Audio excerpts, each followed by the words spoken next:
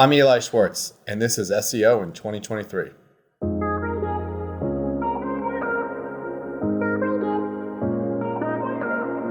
Eli, what's your number one SEO tip for 2023? I think in 2023, it's time for SEOs to stop thinking of SEO for Google and to stop thinking of Google algorithms and what's the latest algorithm update and how do they find a loophole in that algorithm, but really to think of broader search engines. It could be Baidu, it could be Bing, it could be Apple, it could be Amazon, it could be TikTok, it could be anything. If you focus on the user, you can be agnostic to the search engine because it's people looking for things. They're pulling for information. If you focus on Google and you're focused on the Google algorithm and Google suddenly becomes not the most popular search engine or Google changes their algorithm, you could find yourself losing traffic. But if you focus on the user looking for information, typing a query into any search engine, you're guaranteed to find that user somehow. Is Google showing signs of not becoming the most popular search engine? Or is it just the fact that there was always other search engines? There was always Apple Podcasts, there was always YouTube, and SEOs just haven't thought about it in the past and they need to think about it now. I think it's interesting that for the first time ever, Google's mentioning a competitor. They mentioned a competitor earlier in the year and they said they're concerned about TikTok. Now, I don't think TikTok is really competition to Google search yet, but TikTok is so popular. I don't use it because it's addictive, but TikTok is so popular that it's the first app people go to on their phone.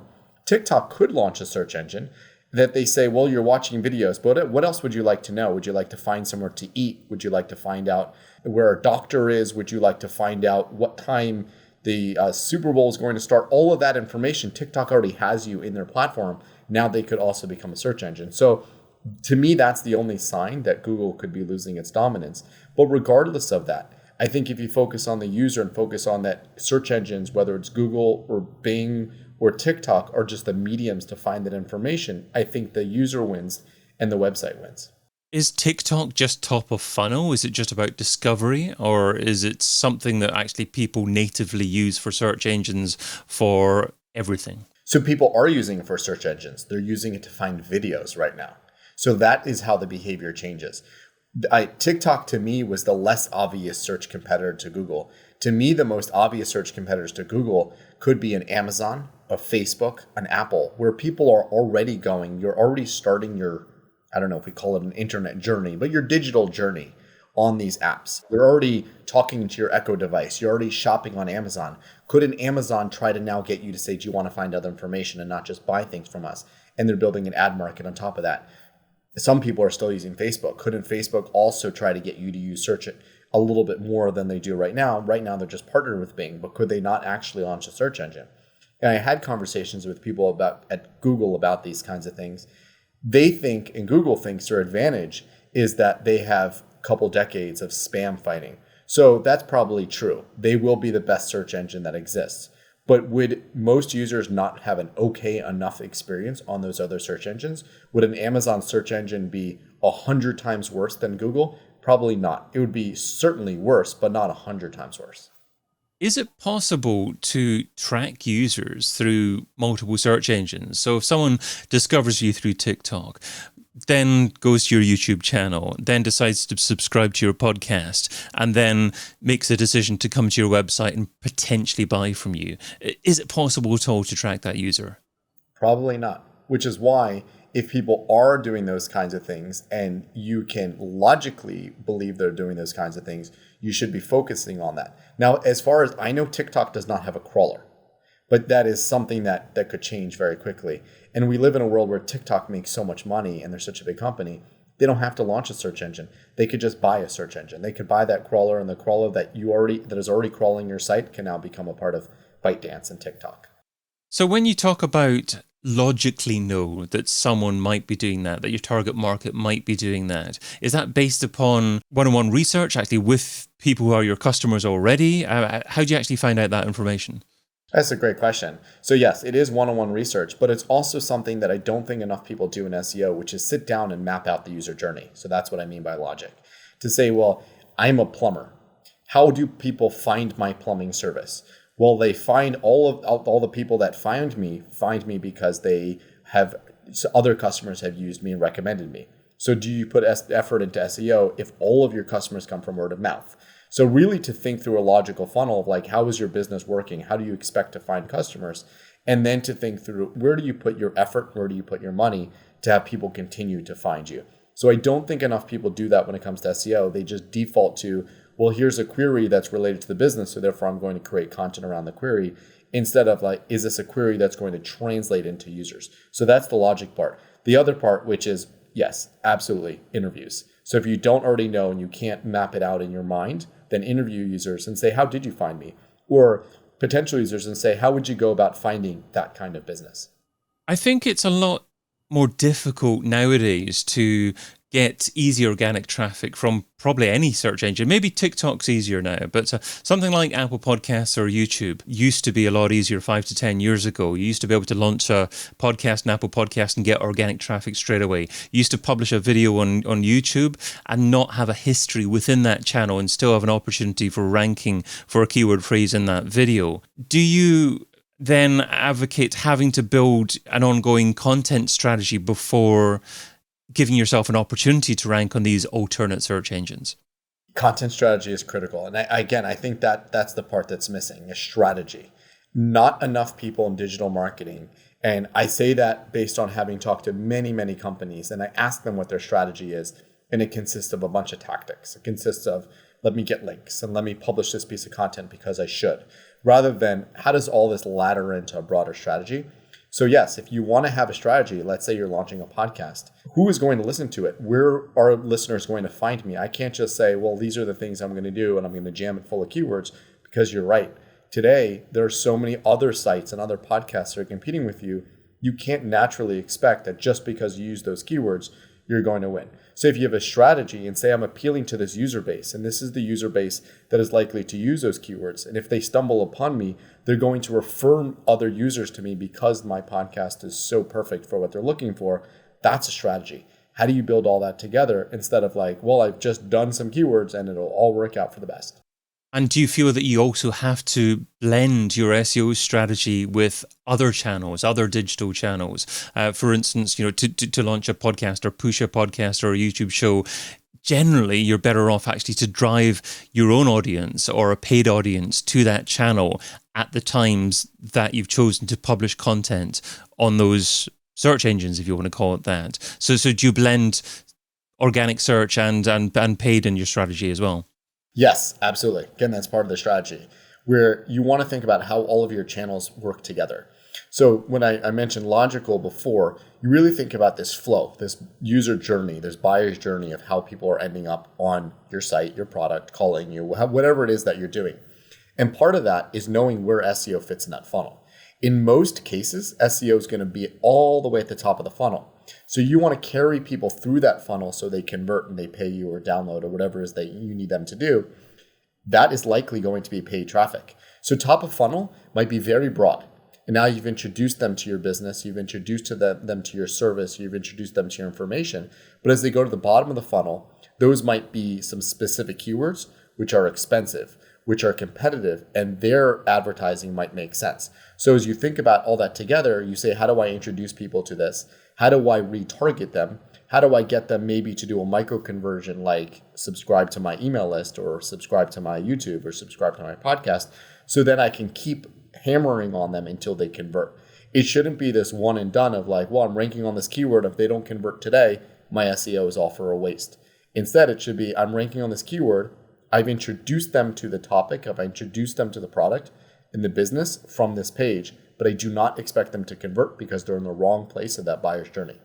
You also mentioned Bing, Baidu, and Yandex at the beginning as alternate search engines. Are there significant other things that you have to do to your site to optimize effectively for these search engines? And also, do these search engines have similar opportunities that Google Organic provides, such as feature snippets, knowledge panels, local packs? So no, there aren't specific things you can do. I'm not familiar enough with Baidu. Baidu is challenging. But I know that Yandex and Bing are very similar to Google. So you don't want a Yandex and Bing strategy specifically because it'll probably cost your Google strategy. So I like the idea of search engines becoming fragmented. I like the idea of there becoming an Apple search engine and a DuckDuckGo search engine and everyone gaining market share, because you can no longer have a single search engine strategy. It really becomes an SEO strategy. It becomes a organic user strategy to acquire those users from any sort of search engine they're going on. Really pulling information. That's what search is. It's I'm going out there and I'm looking for something rather than advertising, which you're pushing onto them. So there really aren't different things you can do. You just want to kind of build the best content, build the best links, build the best visibility. And that's what you do. Right now, because Google has such a large market share, we focus on Google and the little aspects of Google's algorithms and the featured snippets. But Bing and Yandex are very, very similar to Google, so you aren't going to do different things. The other thing that I would really add to that, which is that Bing and Yandex, or Bing specifically, when people use Bing, and I've interviewed a lot of people, I used to do this when I was at SurveyMonkey, interview people using Bing, they think they're using Google. They don't realize they're using Bing. So I don't know how much of that is like, I'm intentionally using Bing. It's they bought a Windows computer and it defaults to Bing, and they think they're going to Google because it kind of looks like Google, and they just never look to the top left that it's not Google. So that's the thing. That means that people are really platform agnostic. They think they're Googling. They'll be Googling on Bing, right? So they'll be Googling on TikTok. Google's the verb. They'll be Googling on TikTok. They'll be Googling on Bing. They'll be Googling on Yandex and Apple or whatever it is that they're doing. That's the idea, which is the search engine doesn't matter, provided that people get to the right results. And I think the Google results will always be the best, but Bing isn't that far behind that when people use it, they're like, search is terrible. I can never do this again. What does a fragmented search environment mean for analytics? I.e., where do you look at your data, and then can you pull your data from different search engines into to one piece of software? I don't think that there are yet tools that are pulling all that information, but most people probably don't know is that Bing has a webmaster tools too, that's just like Google Search Console. And Bing plays so second fiddle to Google that in order to set up Bing webmaster tools, they allow you to verify your site and pull in all your Google Search Console data. So there's that. Yandex also has one where you can get your Yandex data. But again, most people are not paying any attention to this. They're only paying attention to Google. In a fragmented world, you probably do need to use a tool that pulls it all together. And you're going to find that there are differences between each of the search engines. And that's good. That means you're focusing on the user, and you can no longer say, well, I want this URL to only surface on Google, or I want this URL to only surface on Yandex. It really becomes, I want this URL to only surface to users from search. What do I need to present to them so it does well? Could something like Google Data Studio or Tableau be a solution? Honestly, I've never tried. Tableau, probably. Google Data Studio, I don't know if it pulls in Bing and Yandex. Okay.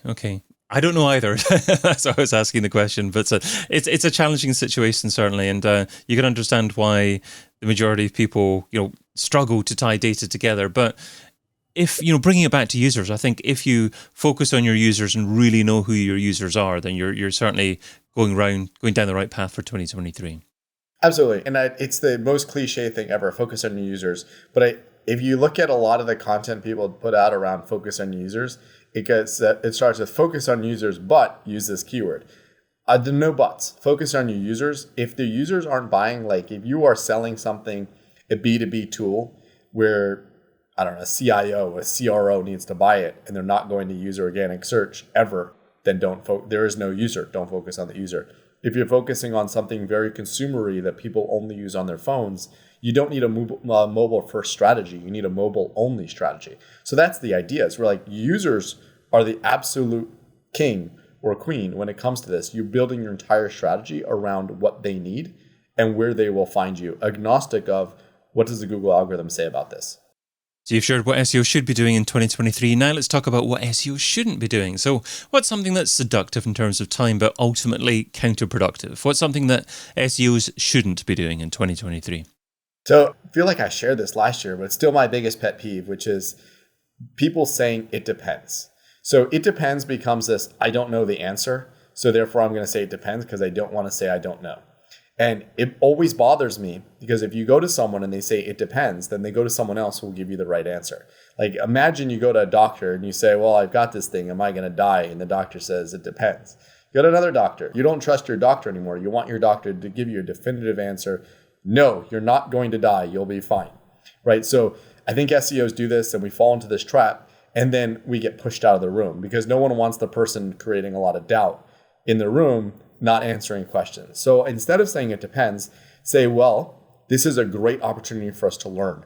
Let's run an experiment because I don't actually know what will happen because I'm not Google. So let's do this. It logically makes the most sense to, let's say, change a title tag or to launch 1,000 new pages, but I don't know. And 2 weeks from now, we will learn something new together. That would be a good 2023 resolution, listener. Eli Schwartz is a growth advisor, and you can find him over at elischwartz.co. Eli, thanks so much for being part of SEO in 2023. Thanks for having me, David. Get your copy of SEO in 2023, the book, over at SEOin2023.com.